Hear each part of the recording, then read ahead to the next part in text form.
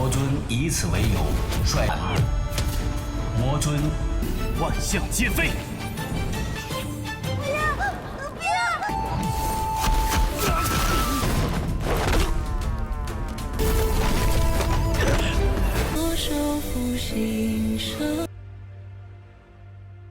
Hula semuanya, bagaimana nih kabar kalian? Semoga kalian dalam keadaan baik-baik saja, sehat selalu, serta dilancarkan rezekinya ya guys.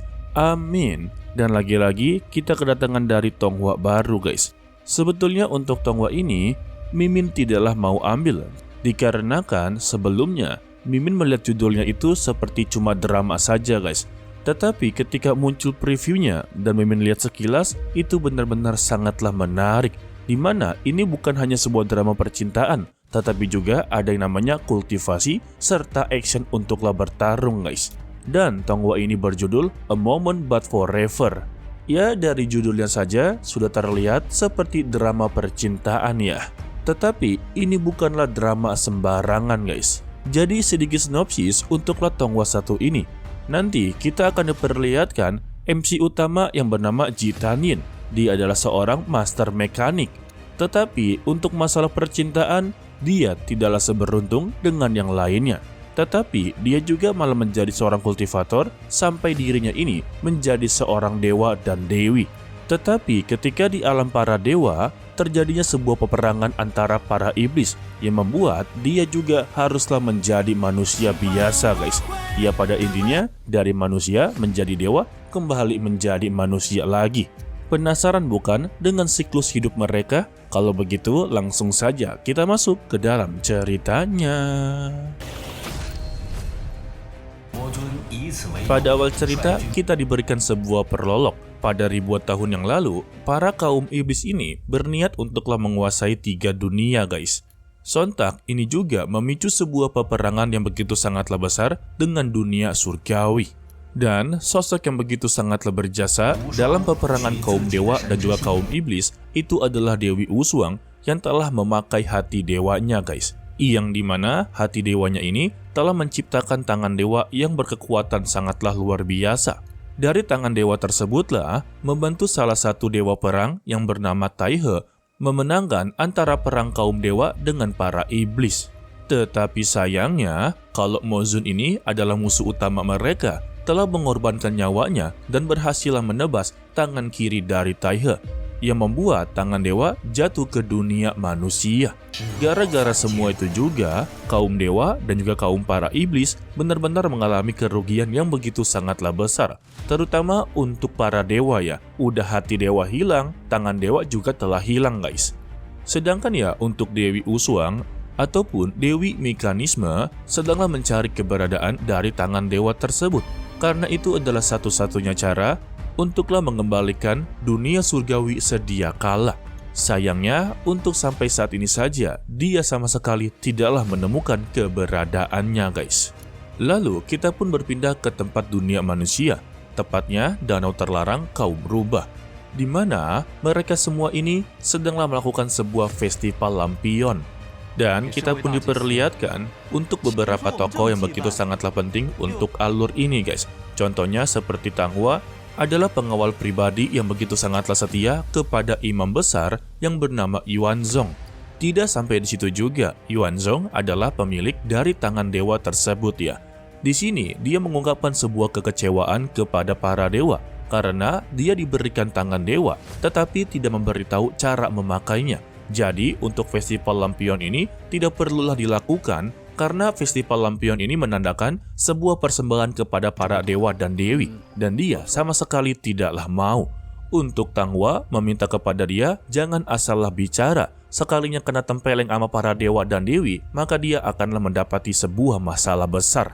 Kebetulan juga di sana ada tetua Dingsu yang langsunglah memarahi Yuanzong. Karena kata-katanya ini bisalah menyinggung para dewa. Nanti kaum rubah mereka akanlah dibinasakan.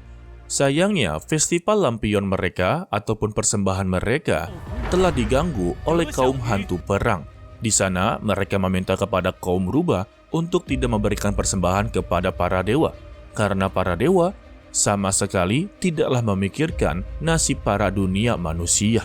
Tetapi untuk Tanghua, Yuanzong, dan juga tetua Dingsu telah mengetahui kalau mereka ini hanyalah beralasan belaka saja.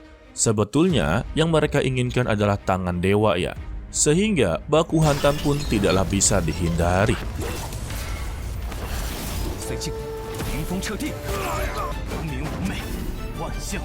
Akan tetapi, dalam pertarungan tersebut, mereka benar-benar kalah jumlah, yang membuat Yuanzong haruslah mendapati tusukan bertubi-tubi, dan dia pun haruslah tenggelam di dalam danau. Secara tiba-tiba juga, tangan dewanya pun langsunglah bereaksi ataupun aktif ya. Hal tersebut juga membuat Dewi Wushuang langsunglah mengetahui keberadaannya, dan dia pun bisalah menarik nafas yang begitu sangatlah lega, karena ya berhasil ditemukan guys. Tetapi dia telah menyadari kalau tangan dewa ini sedanglah mengalami sebuah kerusakan. Dengan cepat, Dewi Wushuang langsunglah memperlihatkan dirinya dan memberikan sebuah kekuatan ilahi agar tangan dewa tersebut sama sekali tidaklah mengalami kerusakan. Yang ternyata jika tangan itu rusak, maka nyawa dari Yuanzong juga akanlah meninggal dunia. Begitu juga sebaliknya guys. Ya pada intinya tangannya serta jiwanya telah menyatu ke dalam tubuhnya Yuanzong. Jadi Dewi Wushuang sama sekali tidaklah bisa untuk mengambil tangan tersebut. Lalu kita pun diperlihatkan boneka mekanisme dari Dewi Wushuang memberitahu kepada Dewi Sutra yaitu Hanyu kalau tangan dewa telah berhasillah ditemukan.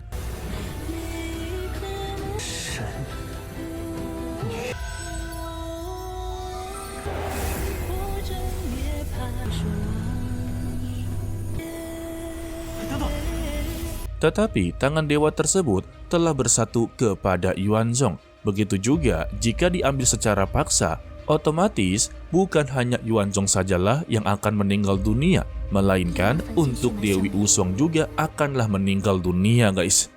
Jadi satu-satunya cara untuklah mengambil tangan dewa tersebut, dia haruslah turun ke dunia manusia dan mendekati sosok dari Yuanzong, agar tangan dewa tersebut serta hati dewanya ini benar-benar menyatu ke tubuhnya guys. Sayangnya untuk Hanyu tidaklah memberikan izin, dikarenakan jika dia memasuki dunia manusia, maka kekuatan dewinya akan sepenuhnya benar-benarlah menghilang. Apalagi jika ketahuan oleh para kaisar surgawi, dia akanlah mendapati hukuman langit dan hak dewa akanlah benar-benar dicabut. Sayangnya ini adalah satu-satunya cara. Jika tangan dewa tersebut benar-benar jatuh ke orang yang jahat, maka semua ini akanlah menjadi masalah besar ya. Walaupun Hanyu memperingati masuk ke dunia manusia itu terlalulah beresiko, tetap saja untuk Dewi Wushuang, dia tetaplah bersikeras untuk turun ke dunia manusia. Setelah benar-benar memutuskannya, dia pun benar-benar turun ke dunia manusia bersama boneka mekanismenya. Dan kini, dia menjadi manusia biasa tanpa kekuatan dewi sama sekali ya. Beruntung saja, dia masih memiliki ilmu mekanisme yang masih bisa digunakan di tempat dunia manusia. Ya tetap saja overpower juga ya. Dan kini, dia menyamar menjadi seorang gadis cantik yang bernama Ji Tanyin. Jadi, untuk saat ini, kita panggil saja sebagai Ji Tanyin sampai benar-benar sosoknya diketahui oleh mereka semua sebagai dewi ya. Kebetulan dia juga telah memasuki kaum rubah, di mana dirinya ini sedanglah mendaftar untuk menjadi pelayan dari kaum rubah. Namun tampaknya dia tidaklah alih menjadi pelayan. Contohnya saja seperti babak pertama, yaitu memainkan alat musik kecapi. Semuanya pun berjalan dengan begitu lancar, tetapi untuk dirinya, dia malah menyayat alat musik tersebut ya. Waduh, dengan beralasan kalau alat musik ini benar-benar begitu sangatlah rapuh dan dia mencoba untuklah memperbaikinya. Kebetulan juga dia ini sedanglah mendaftar di tempatnya Tanghua. Sayangnya ketika Tanghua keluar, dia sama sekali tidaklah tertarik. Dia tertarik hanya dengan tangan dewa saja guys. Dan tidak lama dari itu juga, Yuanzong datang dengan burung bangaunya yang agak sengklek. Sedangkan ya untuk Tanyin, dia langsunglah mengetahui kalau tangan dewa tersebut berada di Yuanzong. Tetapi, dia sama sekali tidak bisa merasakan tangan dewa tersebut. Alasannya, dia menggunakan topeng yang telah menekan kekuatan tangan dewa ya. Tidak sampai di situ juga, Tanyin langsung terus terang. kalau dia inginlah menjadi pelayannya. Mendengar hal tersebut membuat Tang Hua dan juga Yuanzong benar-benar sangatlah terkejut ya. Dia berkata secara terus terang. Hal ini membuat mereka benar-benar sangatlah curiga. Tetapi Yuanzong langsunglah menanyakan apa keahliannya. Di sini dia memberitahu keahlian dia adalah seorang mekanisme yang bisa memperbaiki apapun dengan kekuatan sihirnya. Contohnya, dia menawarkan untuk keretanya ini bisalah dia perbaiki untuk menjadi lebih bagus lagi. Alhasil, Yuanzong pun mencoba untuklah menantangnya guys. Sedangkan untuk Tang Hua, dia juga mempertanyakan kepada Yuanzong apa alasan dia datanglah ke sini dan mengapa secara tiba-tiba dia juga inginlah mendapati sebuah pelayan wanita. Padahal dia sangatlah mengenal Yuanzong yang sangatlah begitu tidak tertarik kepada wanita ya. Waduh, apakah gay?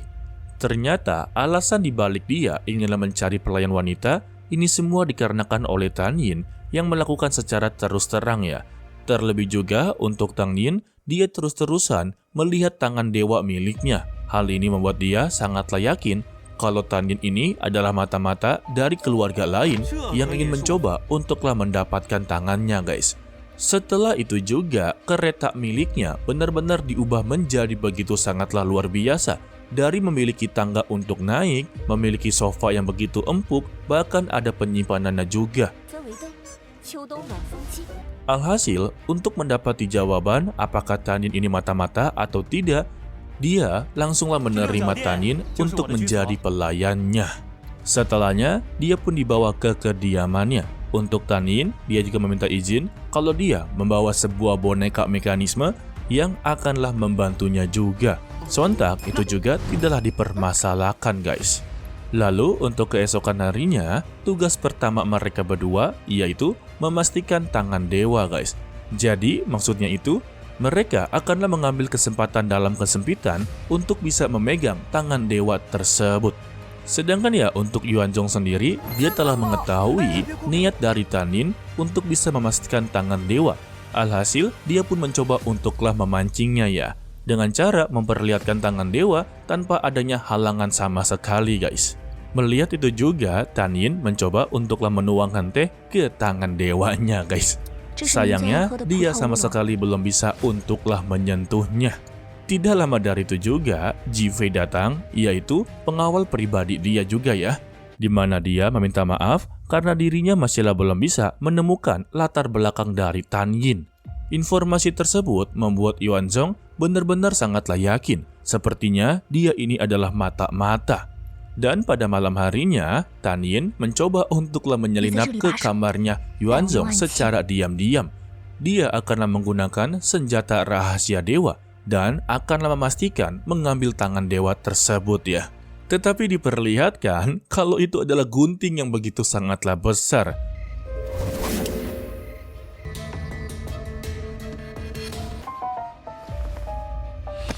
Sayangnya, dia haruslah mengalami sebuah kegagalan. Dan juga, dia sama sekali tidaklah bisa keluar dari kasur tersebut ya. Hal ini juga membuat Yuanzong benar-benar sangatlah kebingungan.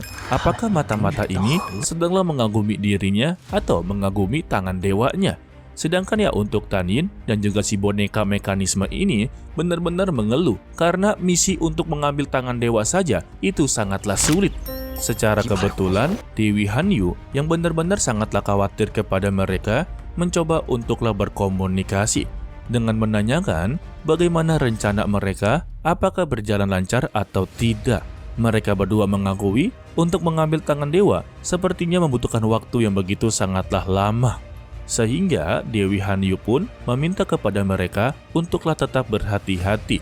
Sedangkan ya untuk Tang Hua memperingati kepada Yuanzong, dia juga haruslah tetap hati-hati serta waspada karena dia ini adalah imam besar.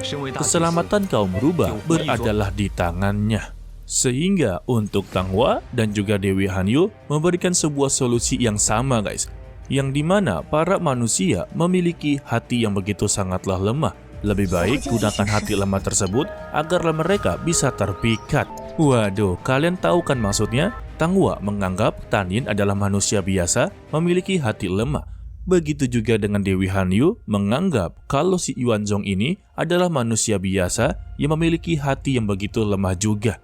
Jadi, untuk Tanghua, dia mempunyai sebuah ide ataupun rencana untuklah memanfaatkan hati milik dari Tanin dengan cara memperlihatkan tangan dewa, sembari berkata kalau kaum rubah mereka ini benar-benar sangatlah lemah. Yuanzong mengakui kalau tangan dewa ini benar-benar membawa sebuah malapetaka untuklah dirinya, sebab tangan dewanya ini telah menggerogoti tubuhnya secara perlahan-lahan. Ingat ya guys, ini hanyalah sandiwara saja. Melihat itu, Tanin benar-benar begitu sangatlah kasihan kepadanya. Dia menanyakan apakah tangan dewa ini benar-benar menyakiti dirinya. Yuanzong mengakui itu benar-benar sangatlah menyakitkan. Tetapi dengan bodohnya, Yuanzong malah melenceng ke dalam rencananya. Dia menanyakan apakah Tanin mencoba untuklah menyemaskan dirinya. Sontak, Tanin juga sedanglah mempunyai sebuah rencana. Dia berkata kalau dia benar-benar sangatlah kasihan kepadanya, dengan berkata bagaimanapun juga hati dia berada di dalam dirinya. Iya, enggak salah juga ya. Kan tangan dewa terbentuk dari hatinya juga. Hal tersebut membuat Yuanzong langsunglah berpikir, apakah untuk Tanin ini benar-benar menyukai dirinya? Atau ini hanyalah sebuah teknik menggoda saja? Tetapi Tanghua telah melihat dirinya akanlah beraksi, dan dia pun langsunglah menyerangnya. Beruntung saja untuk Yuanzong, langsunglah menariknya, yang membuat tangan dari Tanin tidak sengaja untuklah memegang tangan dewa tersebut ya. Dan kini, dia juga bisalah merasakan hati dewanya berada di dalamnya guys. Sayangnya, secara tiba-tiba, mereka mendapati sebuah sinyal dari Jifei, yang dimana itu berasal dari hutan Heiwu di luar kawasan kaum rubah. Mereka berdua langsunglah menyimpulkan ada sebuah masalah di sana. Mereka langsunglah bergegas menuju ke sana. Di dalam perjalanan, Tanin ternyata ikut serta ya. Di dalam pikirannya, kalau dia ini haruslah bisa memancing Yuanzong untuklah membawa tangan dewa tersebut ke dalam menara bubble milik dari dunia surgawi. Maka dengan begitu, semuanya akanlah aman sentosa. Setibanya di hutan Heiwu, Yuanzong benar-benar dibuat begitu sangatlah sedih karena untuk Jifei, dia haruslah lenyap dari dunia ini. Serta dia juga langsunglah terkepung oleh kaum hantu perang, sehingga pertarungan mereka juga tidaklah bisa dihindari.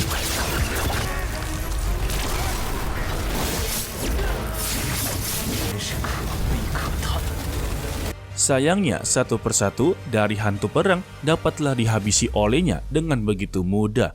Akan tetapi, persembunyian dari Tanin haruslah diketahui oleh hantu perang, sehingga dia pun dijadikan sandera dan menyuruh Yuanzong untuklah memberikan tangan dewanya. Jika tidak, maka gadis ini akanlah dihabisi. Sayangnya, Yuanzong tidak begitu sangatlah peduli, karena dia ini masihlah mengira Tanin adalah bagian dari mereka. Sehingga hantu perang juga tidak begitu peduli, dikarenakan untuk Tanin bukanlah bagian dari mereka juga, sehingga Tanin pun langsunglah ditebas. Hal ini juga membuat Yuanzong benar-benar begitu sangatlah merasa bersalah, karena dia telah salah menilai orang. Alhasil, amarahnya pun tidak bisa terkendalikan, yang membuat tangan dewanya ini langsunglah memberutal, yang membuat dirinya juga haruslah mengalami kesakitan yang begitu luar biasa. Serta dia meminta maaf kepada Tanin karena dia telah salah menilai orang, sembari pergi dari sana. Setelah kepergiannya juga, ternyata Tanin tidak jadi meninggal dunia. Semua ini berkat dari kakaknya, yaitu Hanyu, yang selalu melindungi dirinya. Tetapi Hanyu memberitahu kepadanya kalau ini adalah perlindungan terakhir darinya. Singkatnya, dia pun telah kembali ke kediamannya Yuanzong. Hal tersebut membuat dia sangatlah terkejut dan menanyakan, bukankah Tanin ini telah meninggal dunia? Tanin hanya menjawab kalau hatinya berada di dirinya, jadi dia haruslah kembali. Serta dia meminta kepada Yuanzong untuk ikutlah dia sebentar saja, karena ada sebuah tempat yang begitu sangatlah bagus untuklah dirinya. Sayangnya, Yuanzong sudahlah ketar-ketir. Dia menganggap kalau Tanin adalah roh yang sedanglah mencoba untuk mengajaknya ke dunia akhirat, yang membuat dirinya pun langsunglah pergi dari sana guys. Lalu Yuanzong memutuskan untuklah pergi ke Gunung Beito, di mana gunung tersebut berisikan petapa gosip yang dinamakan sebagai Meishan. Tanpa basa-basi, dia meminta kepada Meishan untuklah mencari latar belakang dari Ji Tanyin. Jika memang tidak berhasil menemukannya, maka cari saja latar belakang keluarganya, yaitu bermarga Ji. Tanpa basa-basi, Mei Shan pun langsunglah melakukannya. Di sini terlihatlah kalau keluarga Ji adalah salah satu keluarga mekanisme yang begitu sangatlah luar biasa pada zaman terdahulu. Dengan kehebatannya, membuat keluarga Ji benar-benar disegani oleh para kaisar surgawi. Dan salah satu dari keluarga Ji juga telah menjadi seorang dewa ataupun dewi yang biasa mereka kenal sebagai Dewi Wushuang ataupun Dewi Mekanisme. Mendengar nama tersebut, Yuanzong sama sekali tidaklah percaya karena dia pernah sekali bertemu dengan seorang dewi. Untuk sosok seperti Tanyin adalah hal yang mustahil. Sontak, Mei Shan pun benar-benar sangatlah tidak terima karena untuk barang spiritualnya ini tidak pernah salah dan dia akanlah membuktikannya. Nanti untuk beberapa hari ke depan ada sebuah cahaya langit yang akanlah membuktikan ini semua. Tetapi dia tetaplah tidak percaya dan pergi dari sana, guys. Sayangnya, lagi dan lagi Tanyin benar-benar mengejar dirinya dengan berkata kalau hatinya ini berada di dirinya, yang membuat mereka berdua main kejar-kejaran. Akan tetapi tidak berselang waktu yang begitu lama, tangannya pun mulailah menggerogoti tubuhnya. Beruntung saja Tanyin berhasillah menangkapnya, yang membuat tangannya pun berhasillah dipulihkan, guys. Tangannya yang tiba-tiba kembali pulih membuat dia menjadi begitu sangatlah kebingungan. Tetapi Tanyin memberitahunya kalau dia akanlah mengetahui semuanya jika dia mau menuruti kemauan dari Tanyin. Alhasil, mereka berdua pun memberikan sebuah sepakat ya. Kalau Tanyin akanlah melayani dirinya sepenuh hati, maka dia akanlah menerima semua permintaan dari Tanyin juga. Dan mereka berdua pun langsunglah sepakat. Sedangkan di tempat laut kesadaran dari Mozun, ternyata dia ini belum sepenuhnya meninggal dunia. Dan dia pun berhasillah untuk bangkit kembali dengan berkata kalau dia akanlah mengembalikan serta menjayakan bayangan iblis. Kembali kepada mereka berdua, akanlah melakukan perjalanan yang cukup panjang nantinya, guys. Tetapi mereka berdua memutuskan untuklah beristirahat di kota terlebih dahulu ya. Dengan begitu baik hatinya juga untuk Yuanzong, dia memberikan sebuah gelang kepadanya sebagailah kenang-kenangan. Tetapi secara tiba-tiba mereka berdua juga mendapati sebuah masalah karena di sana ada si hantu perang yang sedanglah mencari keberadaannya, guys. Dan dia pun langsunglah disandra. Dan kita pun bersambung untuk dilanjutkan Rabu depan ya. Entah Mimin lanjutkan atau tidak, itu tergantung kepada kalian ya. Sebenarnya untuk Tonghua ini targetnya adalah bukan para kaum laki-laki, guys, melainkan kaum para wanita. Sebab untuk tokoh utamanya bukanlah Yuanzong, melainkan dari Tanyin yang akanlah mendapati tangan dewa tersebut ya. Mungkin banyak yang berpikir MC utamanya ini adalah Yuanzong yang menggunakan tangan dewa dan akanlah bertarung dengan Mozun sebagai pemimpin para iblis. Tetapi nyatanya untuk MC utamanya ini adalah Ji Tianyin ataupun Dewi Wushuang itu sendiri ya. Karena nantinya setiap pertarungan pasti ada dirinya yang akanlah membantunya. Dan perlu diingat dia ini adalah Dewi Mekanisme. Sudah pasti bisa membentuk sebuah robot ataupun beberapa pertarungan sendiri, guys. Ia pada intinya dari studionya sendiri berkata kalau target mereka ini bukanlah kaum para laki-laki, melainkan kaum para wanita. Sebab Tonghua ini juga ada drama percintaan ya. Jadi ya Mimin akanlah melihat reaksi dari kalian. Apakah akan dilanjutkan atau tidak itu tergantung kepada kalian ya. Oke lah, sepertinya cukup sampai di sini saja dulu untuk video kali ini. Mimin ucapkan terima kasih kepada kalian yang telah menonton sampai akhir. Pesan dari Mimin, tetaplah menjadi orang yang baik walaupun itu sangatlah sulit. To be continue, sampai jumpa di video berikutnya. Bye-bye.